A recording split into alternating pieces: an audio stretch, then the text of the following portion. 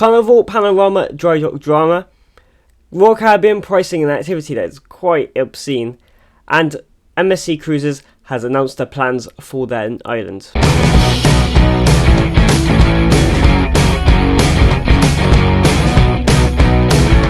Hi guys, it's Shipbase here. Just before we get into the news, 96% of you that watch my videos are not subscribed to the channel. If you go down and press that subscribe button, it'd be very much appreciated and it really does help me out. Now let's get into the news. So Royal Caribbean has priced an activity on Icon of the Seas, and it's quite, well, it's a bit of a shock to me. So they said that the ropes course would be included, which I think this is going along the lines of what happens on Anthem, where on the sea day, the activities you have to pay for, like the skydiving and the North Star, but during the port days, they are included and you just book them. So for the first 2 sea days on like the first cruise, because I've looked at my one and it's not there yet, so it's obviously when they do the activities, that they are charging for the ropes course £89 for a 90-second experience. That's literally basically £1 a minute. Let's be honest. Well, it's $89 on the website. So yeah, that's quite expensive. Basically, it's a rope course that goes around and you walk around onto the Royal Caribbean sign, and then it's like a platform that drops and you go back onto the ship. But £89. But it does say, but I don't know if this will be for included people, included bookings. You do get a video of you doing it. So is that worth £89 if that's like just for that sort of thing? So I'm not sure. That is very, very expensive.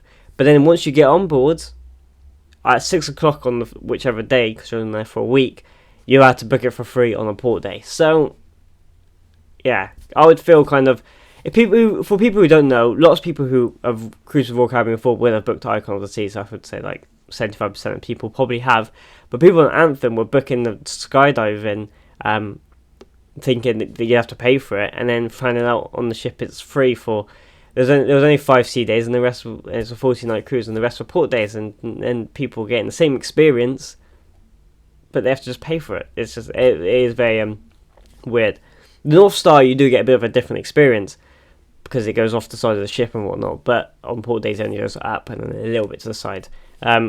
So that I get by saying that you're paying for a bit more of an experience, but for skydiving it was identical. So it's a bit weird that they're charging for that. But yeah, we will see. When the first cruise comes out, we will see if it is included after the for the port days, which I hope it is, because I don't want to pay £89 to do a ropes course. MSC Cruises has announced what they will be doing for the £100 million upgrade to the island, which they're closing for 6 weeks. They announced that they were doing this a few months ago, but not really many details. And they've now released a press statement about it. And to be honest, it doesn't say much what they're actually doing. So that they're partnering with the how do I say this? So it's in the Bahamas, Bahrain, I don't know, Bahamas government, to keep the ecosystem on their island, because it's all very friendly and whatever. So, but it says here, I'm trying to find it now. I've lost it. I had it here. Shame. There you go. The development plans not only aim to elevate the guest experience with a pavilion for water sports, island tours, and diving on snorkel center, an additional dining option, and then sustainable eco-ment benefits for the Bahamians. Is that right? There's so many words I don't know. But yeah, so that's really what they've only said with the guest experience. So they're closing it for 6 weeks just to maybe keep the island and read. I don't know. I've never actually been there. So I've seen a few videos on it. I was looking to go, but yeah. But if all they're building is it's a big island. Well, I've seen a few videos of it. It's a big island, but if they're just building a pavilion and adding a dining option, surely they could have just done that. Or maybe because compared to, like, let's compare Royal Caribbean's island to MSC's island. Royal Caribbean's very, like, they got the big water park, and they got the zip line, they got the air balloon, and they got all the other whatever they have around the island. But then MSC Island seems a lot more like it's just like a beach and a few restaurants. There's nothing I won't say there's nothing much there, but it's just for a relaxing day, which some people may prefer. But if they were just building a pavilion, but maybe they don't want all the building equipment while people are there and whatnot, and have all like noise pollution or whatever. So I don't know if that's all they're building, and then they're keeping up with the wildlife. Yeah, it's just interesting to see what they're going to announce more. But that's all they really said. There's not really much to go on, but we will see once they do it, because it's closing quite soon, to be fair. So yeah, not long and we'll see, but I'll keep you guys up to date if they do announce anything else about this. Norwegian Cruise Line has cancelled 9 months worth of sailings on Norwegian Sun.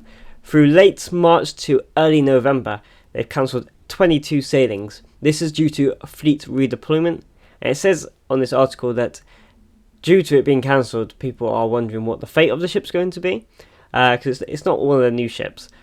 So yeah, it depends on where it's going.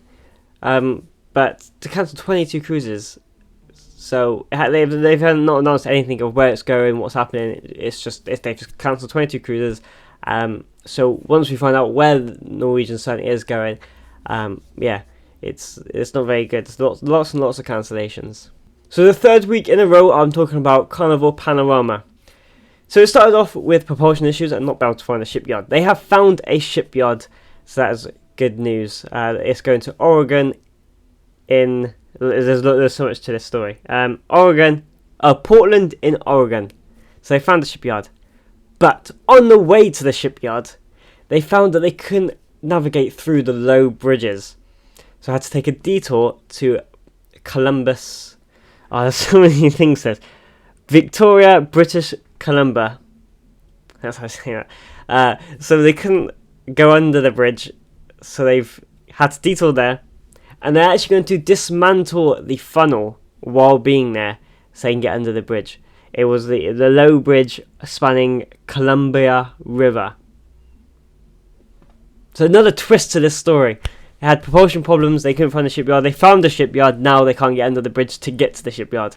So now they have to go and dock somewhere else while they dismantled the funnel to get under the bridge.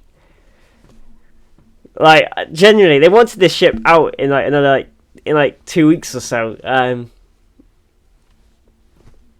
We'll be back for the 4th installment next week to see if this ship has navigated under these low bridges and see if it finally gets to dry dock. But it's been a very interesting few weeks for this ship.